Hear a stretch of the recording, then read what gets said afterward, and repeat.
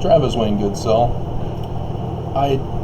As YouTube is really sticking it to me after they've banned me from posting videos such as the one I'm about to give, they're purposely causing all sorts of problems with my videos and my channels, because I'm posting on my old channel, which is now opened again for me to post on. And they're pissed that I have these two channels, as they are denying me to put a thumbs up on both videos. And if you're unaware, it's not a glory thing. It's actually an analytical program thing, that if you put a thumbs up on a video, then that gets recommended to people who subscribe to you, and so on and so on and so on. Whereas if you put a thumbs down, they don't recommend it to other viewers. And so I have YouTube employees who are purposely putting thumbs downs on my video and even commenting with sex links. Mormon YouTube employees thinking they're showing me a thing or two by putting sex links. Dear God, they're really messed. So, as sex has been a topic of concern for Mormons, especially YouTube employees, especially for the church, as if you've paid attention, why I was banned was over the issue of sex. I had just exposed the church in the criminal practice of sex slavery and human sex trafficking through the temple rituals. Yeah, I'm sure there's just a coincidence that they chose a non-nude, non-sexual, because of the thumbnail discussion, or the wording text with it, which nullified it as sexual.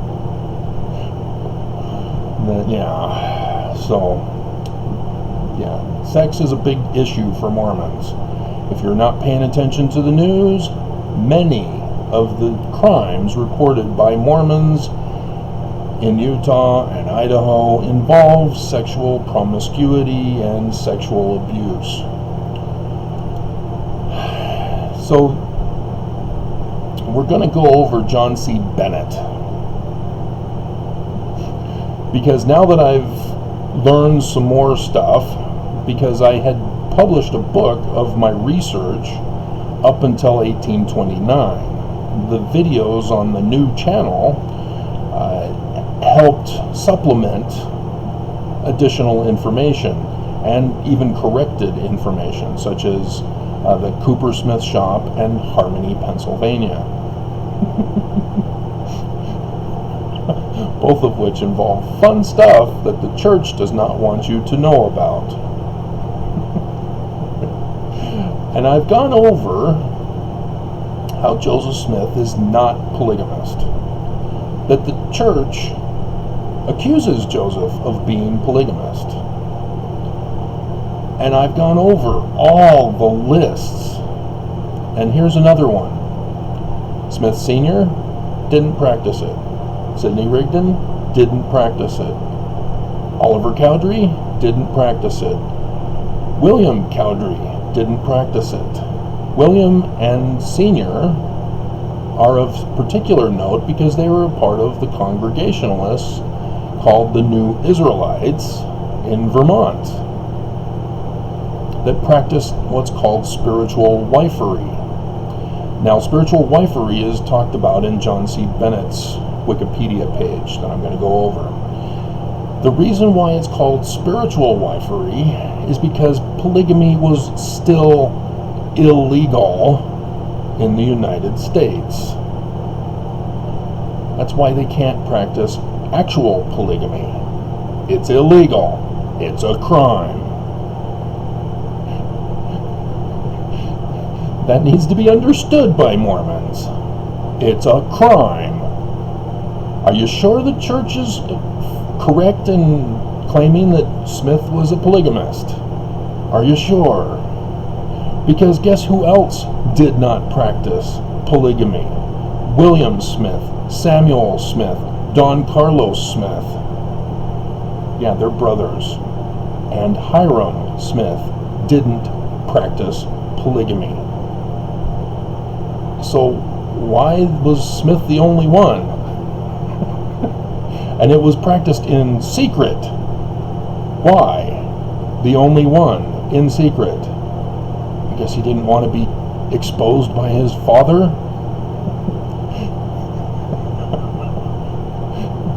I think his father died in 1840, if I remember correctly. But Hiram Smith, this is something I learned for the first time because I didn't get into it. He married Jerusha Barden Smith in 1826. She died in 1837. And that's where Mary Fielding Smith comes in, as he married her in 1837. She was kidnapped and held hostage, taken to the desert of Utah by Heber C. Kimball, who took care of her. Now, I've gone over that in my disgust for that situation, as Joseph Fielding Smith becomes the president of the church.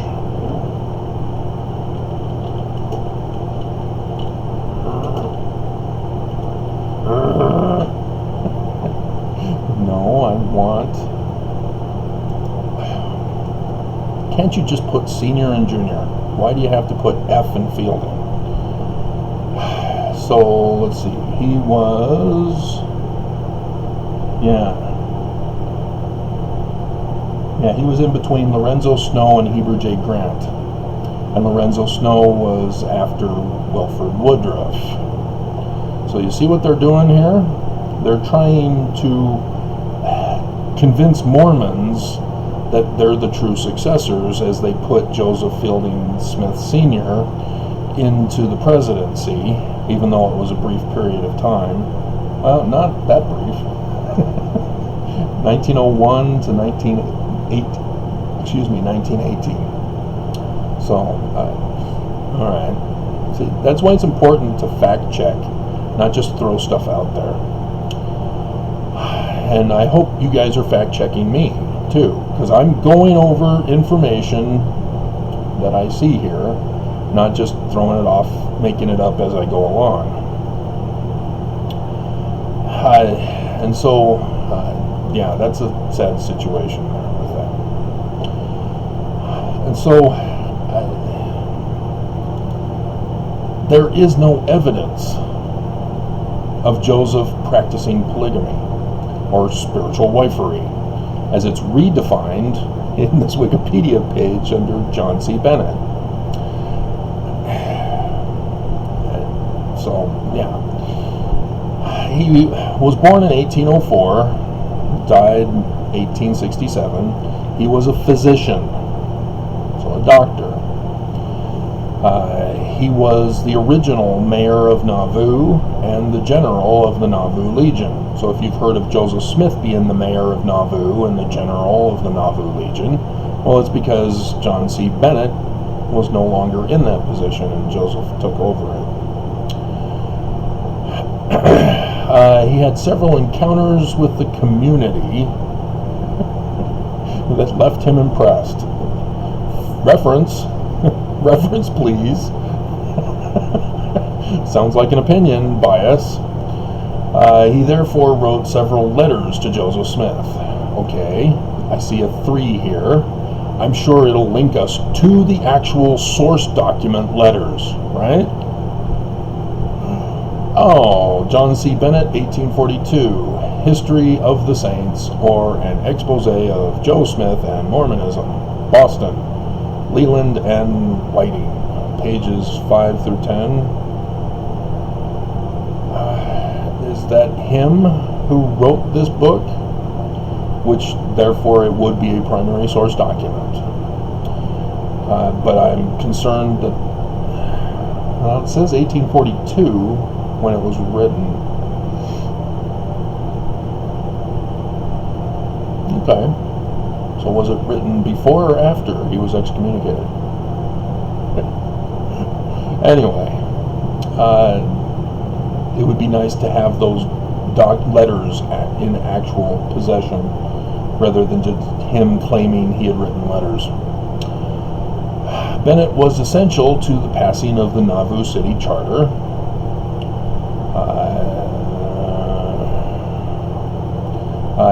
Abraham Lincoln praised him. He lived in the mansion house. This was Joseph Smith's house that he had built, specifically large, not just for him alone, but he performed the temple ordinances in this house as well. So it was a temporary temple. Now this was new to me when I reviewed this and checked on it. Because the Nauvoo temple had not been built, I don't see inverted pentagrams on it. This comes up in this Wikipedia page. I was like, what? It comes up. So this is important. It's not some frivolous thing I'm just throwing out there for you. This has specific meaning to a different topic. One that I've been covered quite extensively. Covering. Dear God. So anyway. And so Joseph Smith was not like Brigham Young, whose mansion was all for Brigham Young and his wives. Although I think he had separate homes for each wife, if I understand correctly. But anyway, regardless, I'm not talking about that now.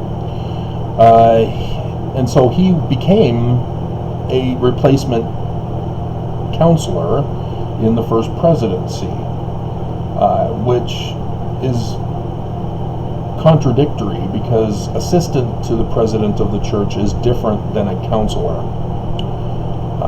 They're not distinguishing the difference here. Sidney Rigdon was a counselor, not an assistant to the president.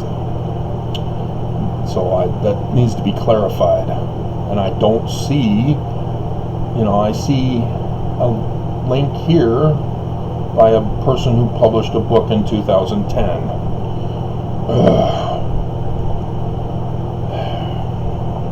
Very frustrating, Wikipedia. Why are you letting the church get away with this? Anyway, he was excommunicated for adultery. How many times do you think he committed adultery? He was caught in the act. This isn't people spreading rumors and all that stuff to try to get him in trouble. No, he was caught.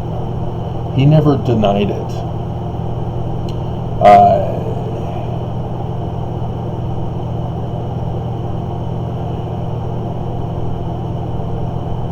Yeah, I'm not seeing it here. This has been updated. I think because of the Brigham Young book publisher in 2019. Because I see Brigham Young being brought up in here. And oh my God, I burst out laughing on that one. But the rumors were that he was committing adultery, homosexuality. And if you think being referred to as homosexual is a bigoted claim these days,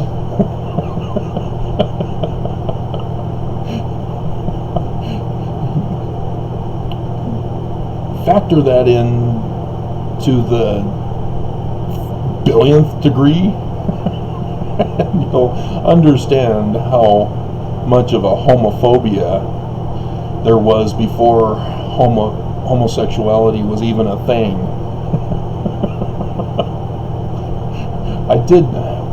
Where was it? Was it SNL who did a skit about the Netflix shows on lesbian women of the 1800s or 1700s or something like that?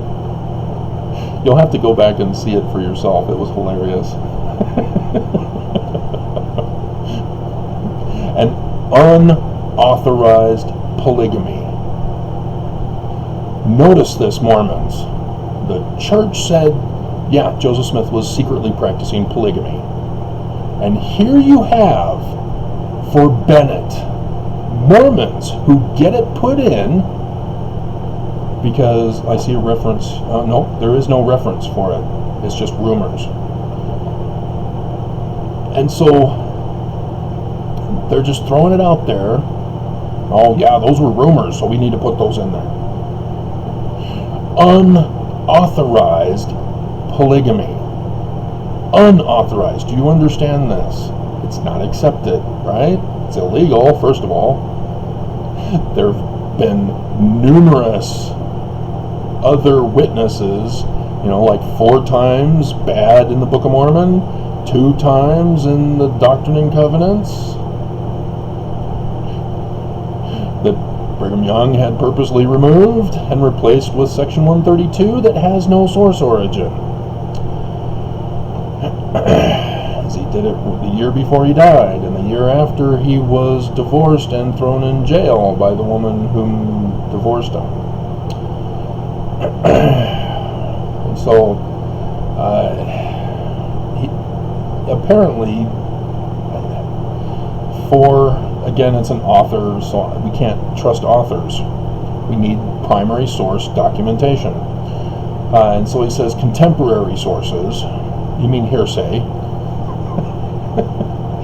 indicate that Bennett used his position as a doctor to convince women that he could have sex with them, and he had a little cure medicine to cause abortion. I don't know how well that worked. I'm not aware of any indication here that he had children from any of these women, so it must have worked, if such was true. The previous source that I found was that he was upset with Joseph Smith because it was not done through the correct process. And that's why I was checking on Bennett, because I wanted to find out which position he held in the church. Because if it was Quorum of the 12 with Brigham, oh man. But he does have a connection that I'm about to get to. See, he was caught with multiple women. This isn't, oh, I think he's doing it. He's going into the house with the woman all by himself and they come out an hour later. No, we're saying caught. And he was the one who's being accredited for terming spiritual wifery. No. This was a common understanding in the early 1800s. Like I said, the Nathaniel Wood's New Israelites used spiritual wifery. And they have to, because polygamy is illegal. So it's not him. It's not some orgy fest. and yet you see the church's influence in here and trying to define it for us, as no, they're not the source for defining this for us. He was trying to say that Smith did the same and sanctioned it by God. See, again, in secret. But he privately confesses his crimes. I can't trust that. But there is the claim here. There's no reference. He produced an affidavit. Where is it? If you're going to put in that there was an affidavit, where is it? You need to show it for us. You can't just put it in here. Where is it? Because people need to examine the document.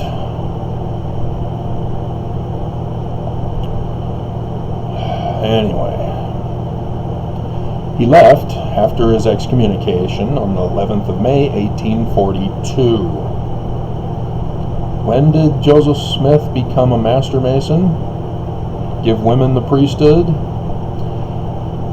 Set up the temple there in Nauvoo in the mansion house?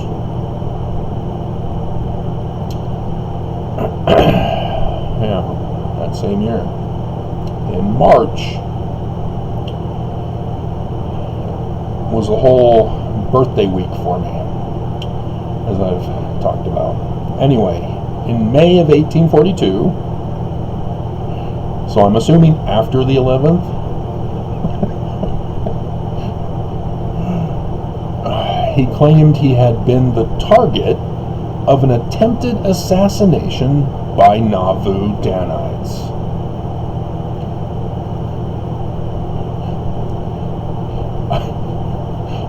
I'm going to hold off. The Danites were Brighamites. Those were the ones that Brigham and Heber C. Kimball converted to the church. They came from Brigham and Heber's hometowns. They're in Mendon and Victor Flats and that area over there. That's who the Danites were. They were Scottish Rites Masons. Illuminati.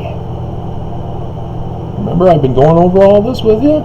See, here's where the tie-in is about to come in. These were the ones who were secretly practicing polygamy.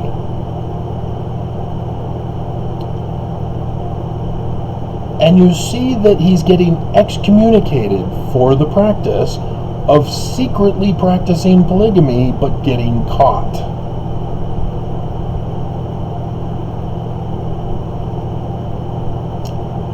And then the Danites attempt to assassinate him. There's some missing information big time. But remember, he's accused of homosexuality.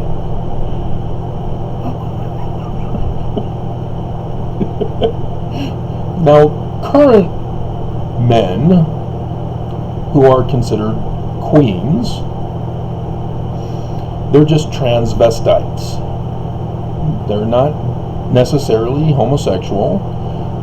They're not necessarily transgender. They just like dressing in women's clothing. And in New York, while I was on my mission, they actually had events where drag shows were performed as people would go to watch and cheer, and they'd do a little fashion thing, and yeah, it's a big event. But that doesn't mean that they're gay or that they're transgender or transsexual. It's just transvestite. There is a distinct difference, and I was informed of this while on my mission by them themselves. You're transgender, transsexual, transvestite, or you're homosexual. There are differences. There are distinct differences. And nobody isn't understanding that now that I'm off my mission here in Utah. Everybody's merging it all together, even on the national stage. Everybody's merging it all together as one. No, you can't do that. There is a distinct difference. And so it's called drag.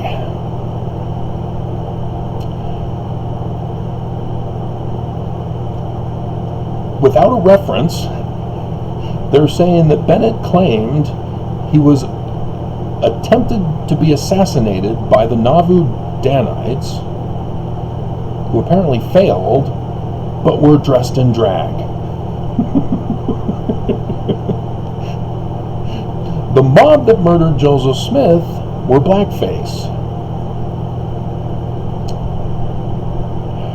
But these Danites have got some secret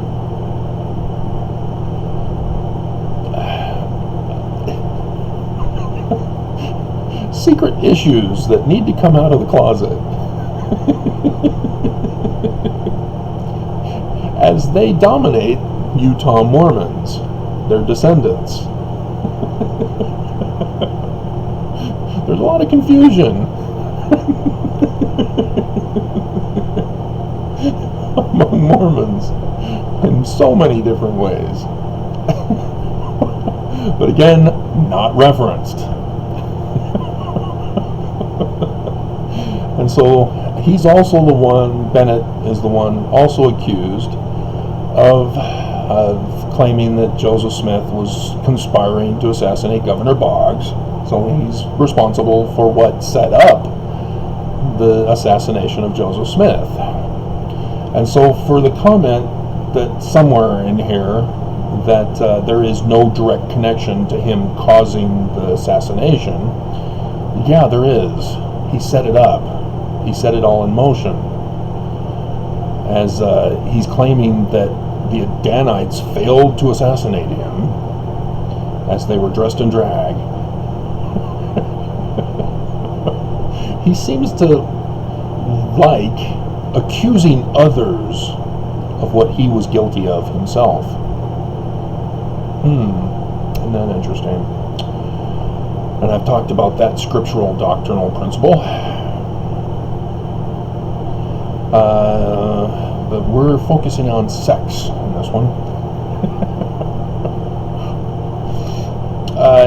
He visited excommunicated Mormon George Hinkle, and in the fall of 1843. And again, I think it's an author. Andrew F. Smith in 1971. So take it for what it's worth, because we're not giving primary information.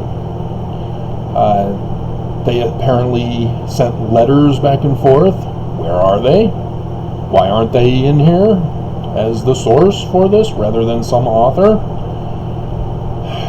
But he was discussing the doctrine of eternal marriage rather than spiritual wifery.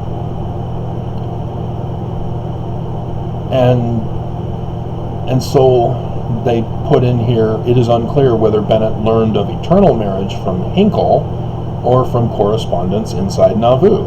Well, it's a distinctive difference, isn't it?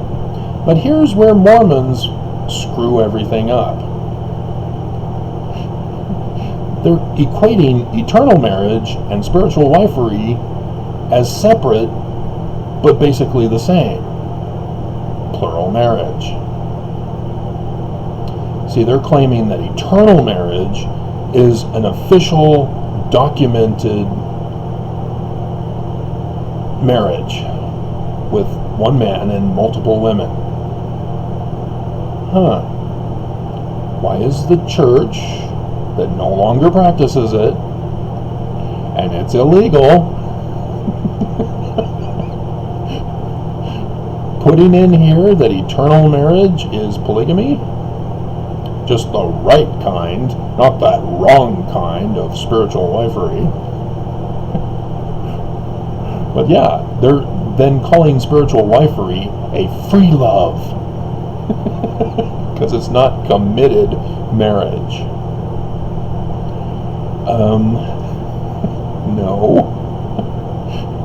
No, the free love is the swingers on the hillside of Draper. If you've not heard of those Mormons, and they're getting caught and exposed and excommunicated,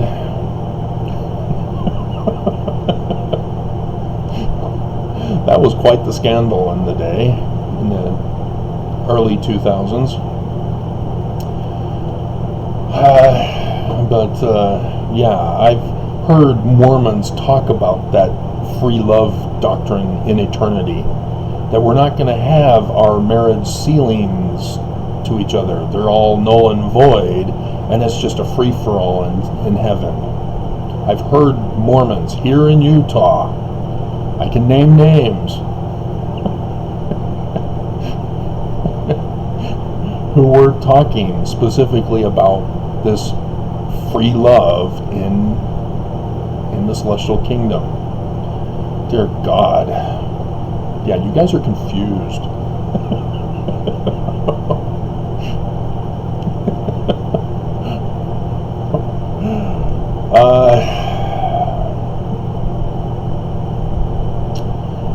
So where's some other stuff? Here's an interesting thing that involves the Strangites.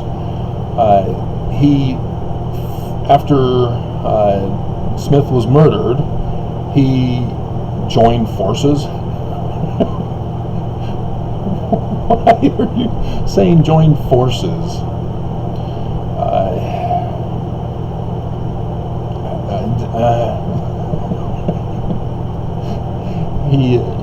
He attended Sidney Rigdon's congregation. Let's just put it that way, please.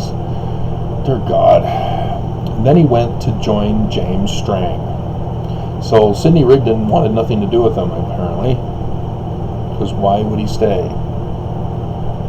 Why wouldn't he stay? And so James Strang is an interesting fellow. I've gone over.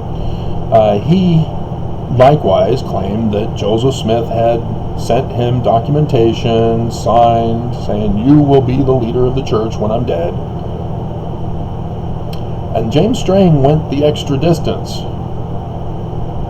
He said, I've found these lost plates with ancient writing on them, and I can show them to you, and I've translated them. Here's the translation. And so yes, he was able to fool a lot of people with that. And so he took them to Michigan, a little island, Beaver Island, in Michigan, and it actually refers to the animal. If you're in the sexual mindset, shame on you. Where's your mind? Why did you bring it up, Travis? I had to clarify. And so, here's an interesting thing, though, is that under James Strang, he's accused of practicing polygamy and being murdered. James. But under Bennett, while there, he founded a short...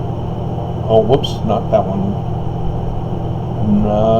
Because... no, jumping the gun here. Let's see. With Bennett's enthusiastic support, polygamy was introduced into James Strang's religion. I don't know why the Michigan Mormon community. Come on. Shortly thereafter, in 1847, Bennett is accused of sexual misconduct again. He's practicing polygamy. So why is it misconduct if it was introduced?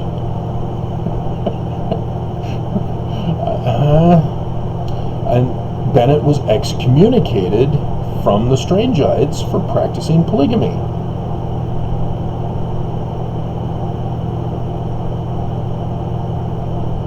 So clearly the guy wants sex with many women. He can't get one, apparently.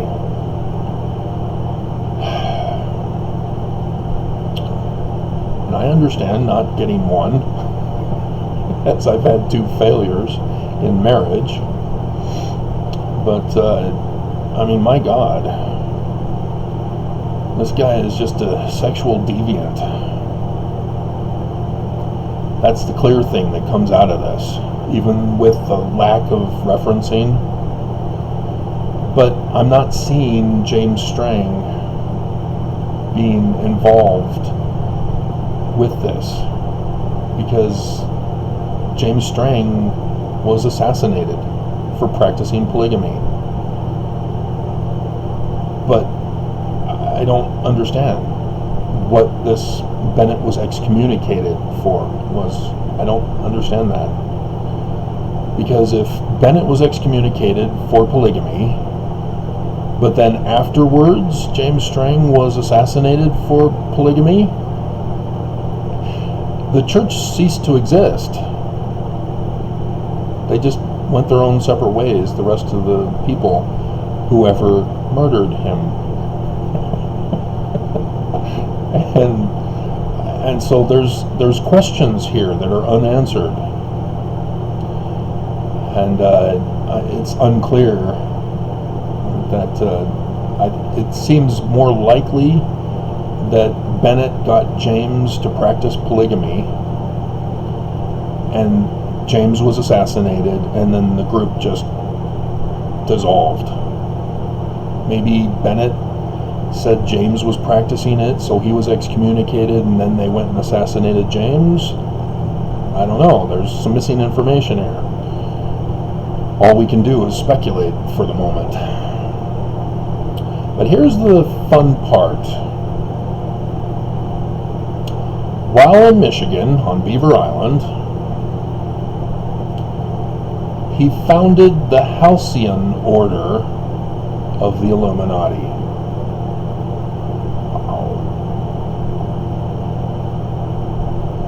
Now again, this is only Robert P. Weeks, the author, 1970. But why is he involved with the Illuminati? How did he get involved with the Illuminati? How did he even know about the Illuminati? The Illuminati is just a myth, right? It's a hoax perpetuated. It died after the exposure in Germany, right? It didn't come to America, right? It didn't infiltrate the Scottish Rites Masons, right? Of which Brigham Young and Heber C. Kimball and all of Brigham Young's converts, who referred to as Danites, were involved with, right?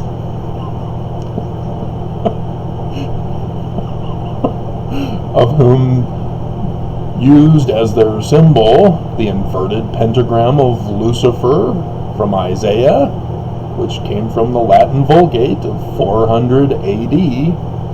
CE, technically it should be called. Right? On the Nauvoo Temple, right? Dedicated on the anniversary of the Illuminati, right? Yep. So yes, again, confirmation that the church was taken over by the Illuminati. And that church of the Illuminati is right here in Utah. Temple Square, where the inverted pentagram is not only on the Salt Lake Temple, meaning that the Illuminati's doctrine of Lucifer is held within the temple, and if you need to know what that would be, I refer you to Helaman, chapter 6, is it verse 22, or is that another part of the thing? But it's right around in that area, 20 to 24-ish, that area. And then, of course, we can't forget Don Carlos Young, who sculpted the Eagle Gate. One eagle on top of a beehive, on top of the inverted pentagram. That just happens to be pointing at the state capitol. Yeah, that's the symbol of the Illuminati that had infiltrated the Scottish Rites Masons. And I've gone over with you how they've gone from group to group until we get to MAGA. There have been signals and signs that each group gives to show that we have conquered, we're in. Ready for the next phase of our ultimate domination operation of the New World Order. 1,000 points of light. Ministry's New World Order. Quoting from, or using clips from a certain president. But it's just a hoax, right? Certainly the 28th would not involve the Book of Mormon indicating that there's going to be an assassination of the chief judge, who just coincidentally is going to be the only justice there at the State of the Union, where the whole federal government can be wiped out. And the confusion would set in motion the church restoring their Kingdom of Deseret, which they'll likely have Mormons call Zion or New Jerusalem, and practice polygamy as I caught Nelson, changing the law of chastity, and don't forget the videos that got me banned exposing the sex trafficking and the sex slavery. But yeah, this was an important video. This is probably an hour long, but again, YouTube doesn't want you to see it, but maybe if I can get a few of you to see it, it might be worth it. Oh look, it's only 40 minutes long. Isn't that great? So, alrighty.